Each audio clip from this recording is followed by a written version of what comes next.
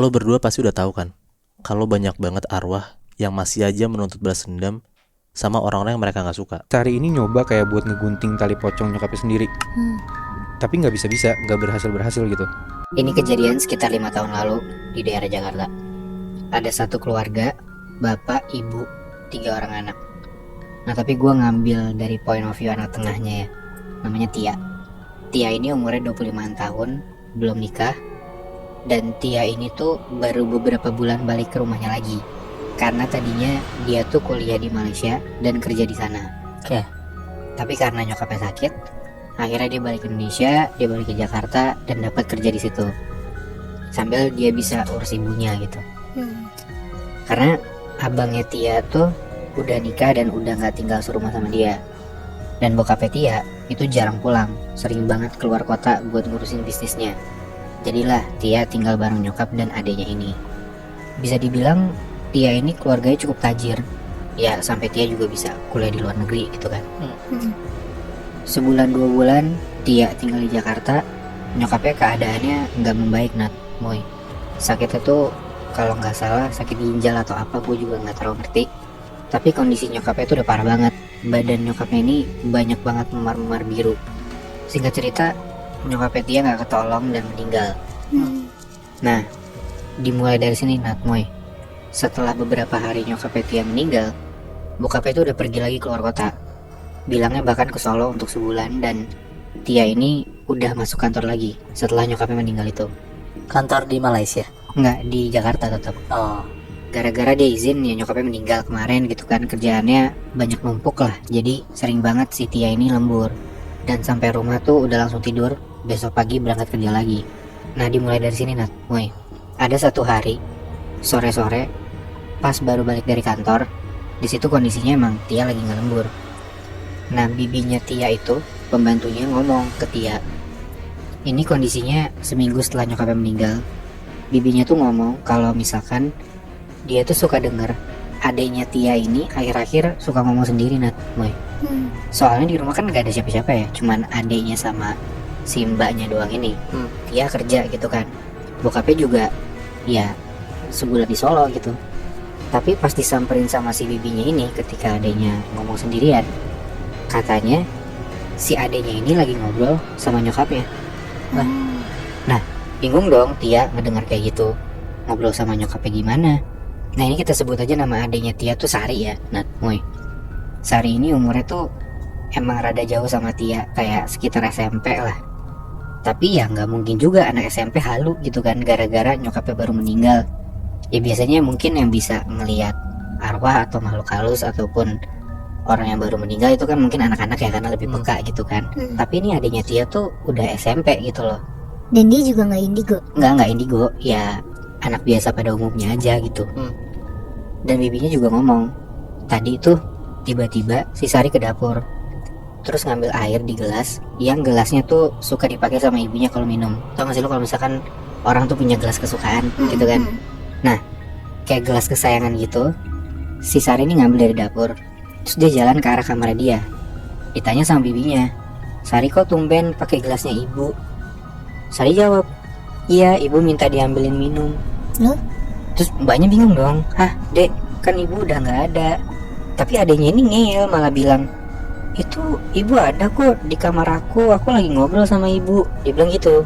Dan di situ ibunya minta untuk diambilin air gitu loh, makanya dia ngambil air ke dapur. Tapi pas diikutin sama bibinya ke kamar Sari, bibinya ini nggak ngeliat ada siapa-siapa. Dan hal ini dikonfirm sama Tia ke adenya. Tapi adenya pun ngaku dengan polosnya kalau dia emang masih sering ngobrol sama nyokapnya di kamar dia. Besokan harinya gara-gara Sari kayak gitu, Sari dibawalah ke dokter. Gua nggak ngerti nih dokter atau psikolog atau apa, tapi intinya kata si orang ahli ini, ya secara medis Sari itu nggak kenapa-napa, sehat-sehat aja.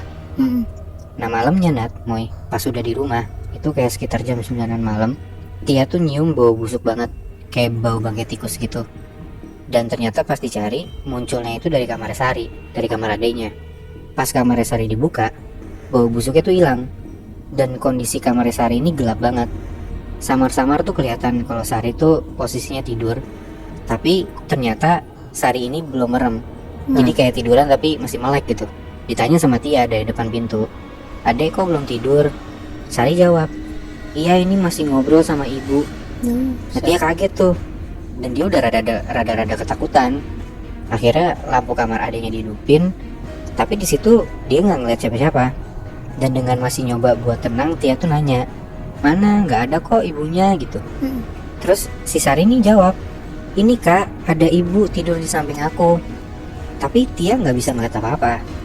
Ditanyalah ke adiknya, "Emang adik ngobrol apa sama ibu?"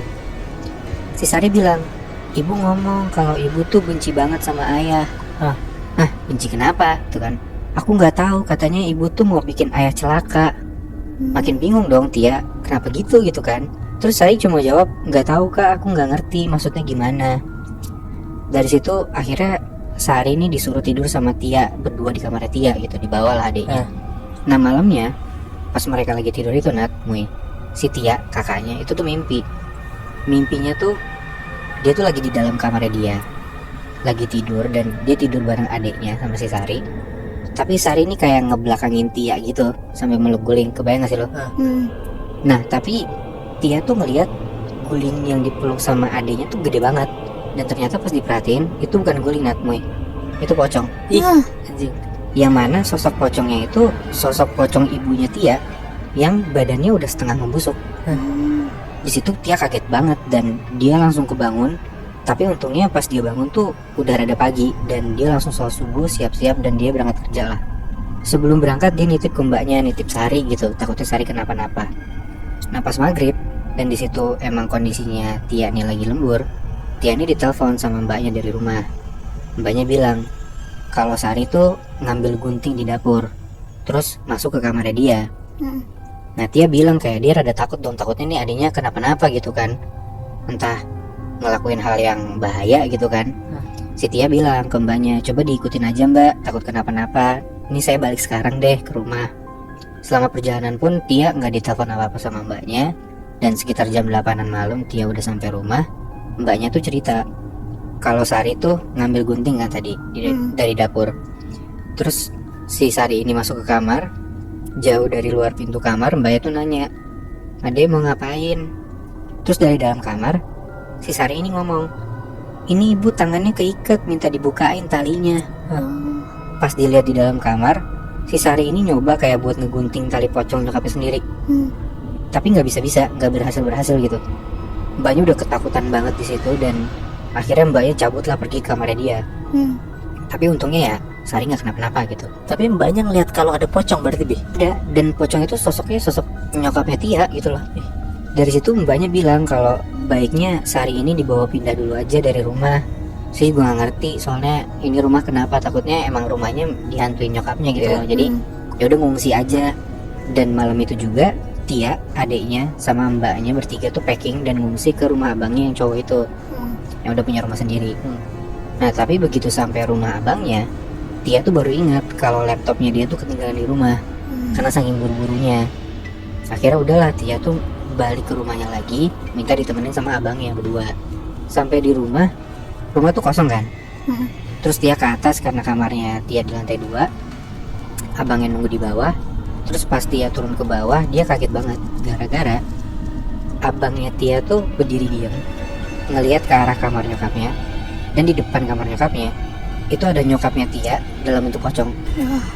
Depannya si kakaknya ini emang agak jauh sih. Di situ Tia lari kenceng banget mau keluar, tapi abangnya bilang, "Jangan lari, ini kan ibu kita." Tapi nggak lama setelah itu sosok si ibunya ini hilang gitu aja. Tapi entah kenapa abangnya Tia ini ngerasa kalau nyokapnya tuh mau nyampein sesuatu ke mereka, tapi abangnya nggak tahu apa, abangnya nggak ngerti. Akhirnya beberapa hari kemudian Tia dan abangnya tuh balik lagi ke rumah mereka. Kali ini abangnya Tia tuh bawa temen yang emang anak pesantren dan paham lah hal-hal mistis kayak gini. Mereka coba sholatin tuh rumahnya, didoain sampai sekitar waktu maghrib muncul tuh bau busuk sekitar jam 6 sore. Dan gak lama setelah itu muncul sosok nyokapnya Tia dalam bentuk pocong, muncul lagi di depan kamar nyokapnya ini. Itu benar-benar muncul dan lama banget munculnya. Tapi si sosok ini diem gitu aja Dan yang bisa dalam tanda kutip komunikasi itu temennya abangnya si Tia ini. Kita sebut aja nama temennya tuh Agung gitu ya. Hmm. Setelah akhirnya sosok nyokapnya ini hilang, Agung tuh cerita ke Tia sama abangnya. Nyokapnya tuh emang mau nyampein pesan kalau nyokapnya tuh marah banget. Dia marah sama bokapnya. Tapi Agung ngerasa kayaknya ini masalah keluarga dan makanya dia tuh nggak ngulik untuk nanya ke sosok nyokapnya ini. Agung bilang kalau bisa aja nyokapnya tuh nyampein pesan lewat mimpi. Jadi coba didengar aja kalau misalkan lu mimpi, mungkin bisa dapat petunjuk. Nah Agung tuh merasa kayak karena ini masalah keluarga, dia nggak mau ikut campur lah. Tapi kalau misalkan udah tahu persoalannya apa, ya dia mau bantu gitu. Bener aja Nat, Moy. Malamnya si Tia ini mimpi kalau dia tuh disamperin sama sosok ibunya. Tapi kali ini wujud ibunya tuh wujud yang bagus, nggak kelihatan memar-memar sakit dan cantik lah ibunya. Ibunya bilang di dalam mimpinya itu kalau selama ini Tia sekolah, abangnya sekolah, adiknya sekolah, mereka hidup, mereka makan, jajan segala macem, yaitu atas ulah bapaknya dia. Ya Tia ngomong dong, lah ya emang iya kan dia bokap gua gitu. Tapi ternyata semua uang dari bokap itu uang haram. Bahkan ibunya ini meninggal gara-gara ditumbalin sama bapaknya sendiri. Oh, bapaknya pesugihan. Iya, jadi suaminya si ibu ini, ya si bokapnya Tia itu numbalin nyokapnya Tia biar apa yang udah didapetin sama bokapnya ini tetap lancar dan mereka tetap kaya gitu loh. Dia kaget banget ngedenger hal kayak gitu dari mimpinya dia gitu loh. Yang nggak percaya dong si Tia ini, masa bapak gue tega sih numbalin istrinya sendiri gitu. Akhirnya paginya itu ditelepon lah bokapnya ini. Tia konfront ke bokapnya langsung, bener nggak kalau emang ternyata nyokapnya tuh ditumbalin sama bapaknya sendiri gitu loh. Dan Tia tuh nelfon kayak gitu agak keras ngomongnya. Tapi di seberang sana bapaknya tuh nggak mau ngaku Nat, Moy. Bapaknya bilang ya nggak mungkin kayak gitu, masa dia numbalin istrinya sendiri. Pun bokapnya ini balas dengan nada yang makin agak keras, makin ngebentak gitu loh. Tapi Nat, Moy, setelah telepon itu dan beberapa hari kemudian, akhirnya tiba-tiba aja bokapnya ini nyamperin ke rumah abangnya Tia. Bokapnya tuh ngomong kalau waktu nyetir pulang ke Jakarta naik mobil sendirian, malam-malam di jalan itu bokapnya ini disamperin sama sosok nyokapnya di dalam mobil. Tiba-tiba nyokapnya Tia ini muncul di kursi belakang dengan wujud pocong. Terus tiba-tiba muncul lagi, pindah ke kursi depan di samping bokapnya. Sampai pas udah hilang, tiba-tiba nyokapnya ini muncul jatuh kenceng banget di atas kap mobil. Hampir kecelakaan tuh bokapnya gara-gara itu. Dan atas kejadian itulah akhirnya bokapnya ini ngaku ke anak-anaknya kalau emang dia beneran numbalin istrinya sendiri. Dipanggil lah si Agung sama kakaknya Tia gitu kan. Agung bilang ya mau gak mau uang hasil semua yang didapat dari uang haram ini harus dibersihin. Tapi ya sulitnya harta yang dia udah punya tuh udah jadi barang, udah jadi rumah, udah nyampur semua gitu loh. Tapi ya gara-gara itu Tia dan abangnya mau untuk tetap ngelakuin ngebersihin hartanya dia lah, daripada gua kenapa-napa gitu kan. Akhirnya beneran tuh Nat, Moy, semua harta mereka jual. Dan saking bencinya Tia dan abangnya ke bokapnya ini, bokap tuh ditinggal sendiri gitu aja, nggak diurusin gitu.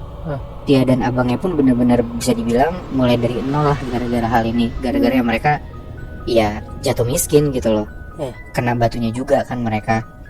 Tia dan adiknya akhirnya pindah ke Bandung, abangnya dengan keluarganya dia sendiri dan ya struggle masing-masing.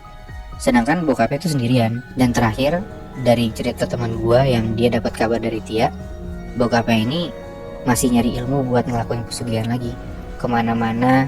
Sampai akhirnya sekitar 2 tahunan lalu bokapnya ini meninggal dengan penyakit yang sama kayak nyokapnya dulu, yang memar-memar biru badannya gitu banyak. Dan bokapnya meninggal dalam keadaan sendiri, gak ada yang ngurusin dia sama sekali. Anjir, udah kayak gitu masih nggak kapok buat nyari pesugihan ya? Bener. Dan yang lebih parahnya lagi, yang ditumbalin istrinya sendiri, Moy. Iya. Tapi berarti kasarannya si ibunya nih cuman ngasih pesan doang ya? Maksudnya untung nggak balas dendam dengan bentuk apa gitu ke bokapnya ya? Kalau dari yang gue tangkep sih kayaknya emang udah mulai tuh terornya, Moy. Kayak apa yang dia tuntut gara-gara dia ditumbalin tuh udah mulai. Cuman untungnya bokapnya mungkin udah keburu sadar sampai sebelum separah itu. Makanya bokapnya akhirnya ngaku dan Iya benar. ya udah nggak sampai diteror separah itu gitu loh. Tapi bis tahu gue, kalau misalkan orang yang pakai pesugihan gitu tuh, kalau misalkan dia nggak bisa ngasih tumbal lagi, itu kayaknya bakal ke dia sendiri deh. Kemungkinan gitu ya, setahu gue juga either lo numbalin diri lo sendiri atau bahkan keluarga, salah satu keluarga lo. Ada juga sih setahu gue yang kayak bisa numbalin temen atau karyawan gitu ya. Cuman ya beda-beda kan pesugihan gitu. Bisa jadi sih dia harus numbalin dirinya sendiri. Mungkin gara-gara nggak dapet ilmu-ilmu juga gitu ya. Sampai akhirnya dia sendiri yang kena. Ya bisa jadi. Karena kan pasti si arwah itu dalam tanda kutip minta makan gitu kan.